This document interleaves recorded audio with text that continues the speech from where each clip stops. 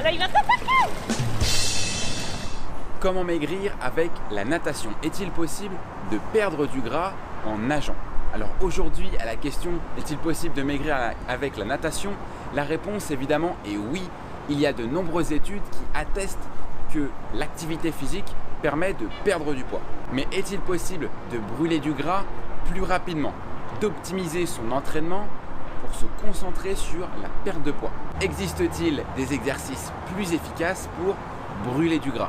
Et dans cette vidéo, Camille et moi, nous te partagerons notre avis, nos conseils, également une séance type brûle-gras, et pour les plus pressés et les plus motivés, il y aura une surprise à la fin. T'es prêt? C'est parti!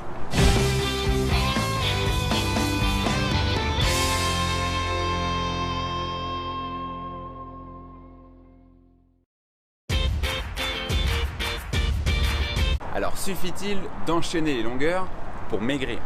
Évidemment, c'est bien plus intéressant de nager pendant 1 heure et faire 1000 mètres non-stop plutôt que de rester assis sur son canapé et ne rien faire. Mais tu en as peut-être déjà entendu parler car l'idée c'est démocratisé. Il vaut mieux s'entraîner 30 minutes à allure très intense plutôt que de s'entraîner tranquillement pendant 1 heure à allure modérée.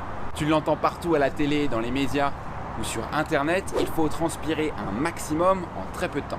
Et j'ai une révélation à ce propos à te faire.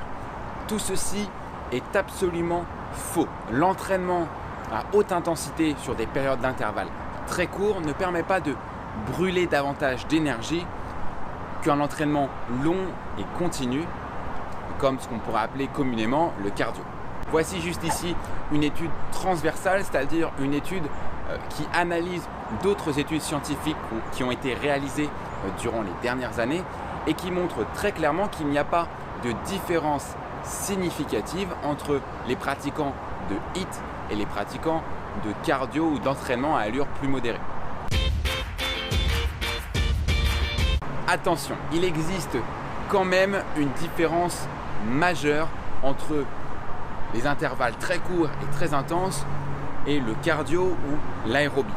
Cette différence, c'est le temps.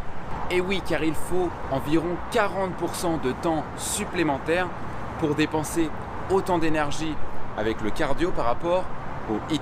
Ça veut dire que si tu nages longtemps à allure, tranquillement, il te faut t'entraîner presque 2 fois plus pour dépenser autant d'énergie. Alors quel mécanisme se cache derrière le HIIT?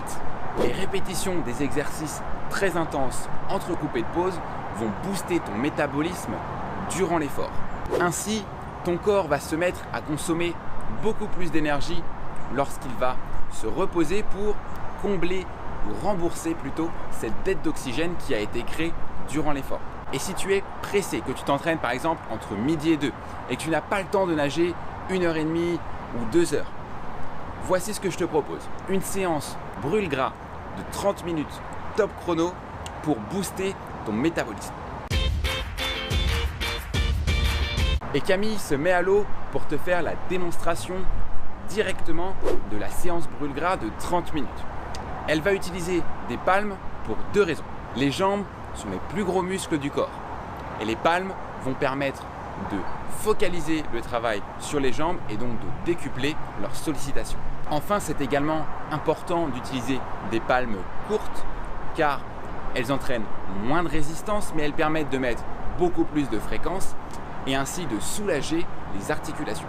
Nous avons choisi de te partager cette séance car elle est constituée d'exercices qui sont très simples et accessibles à tous.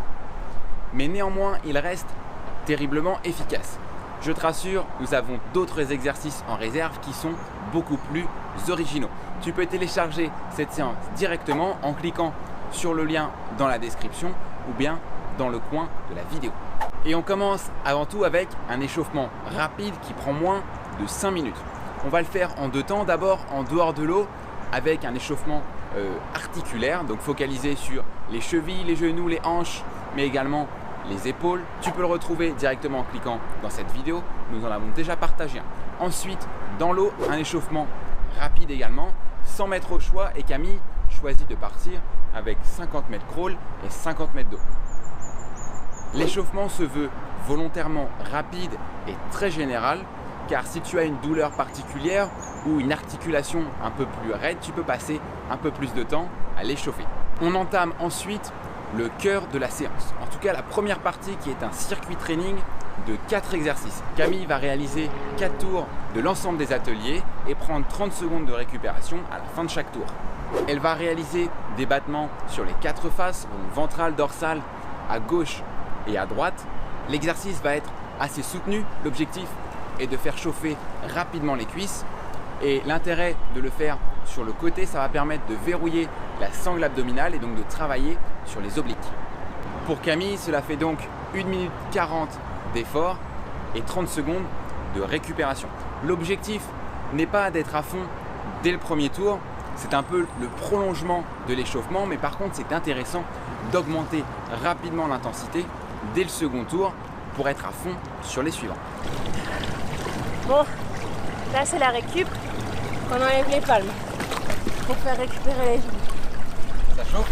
Un petit peu, oui.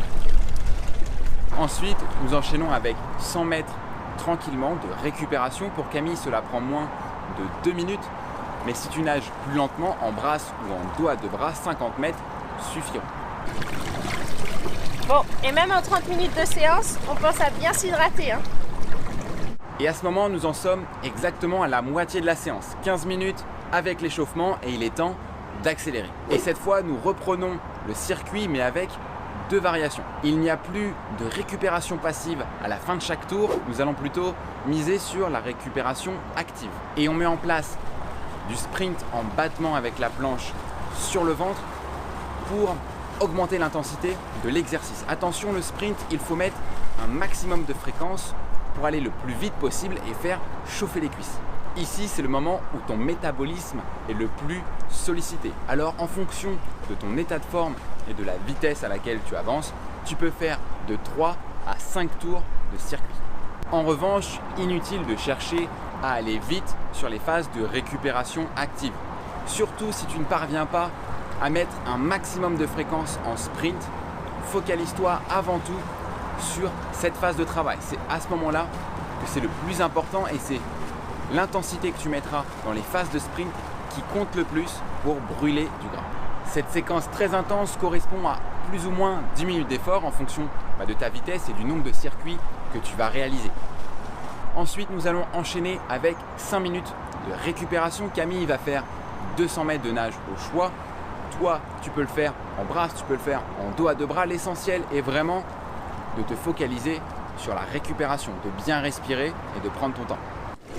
Donc là, pour le dernier 100 mètres, moi je reprends la planche, je remets pas les palmes et je vais faire un petit peu de battement et d'ondulation pour dire de solliciter une dernière fois mes cuisses et pour les faire récupérer un petit peu.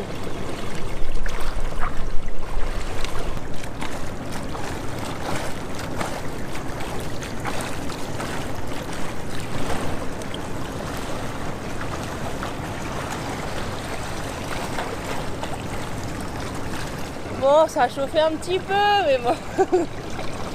Bon là, ce qu'il faut retenir surtout, c'est que surtout si vous êtes fatigué, qu'il vous reste 2 tours, il faut quand même tout donner. Même si on va moins vite, il ne faut pas s'arrêter et se dire je reprends après. C'est vraiment le fait de faire l'enchaînement qui sera difficile et qui va faire travailler. Là maintenant pour la récup, on peut faire sans les palmes pour mieux récupérer. J'ai une question Camille, pourquoi tu es toute rouge? C'est le soleil. Et on n'oublie pas de s'hydrater.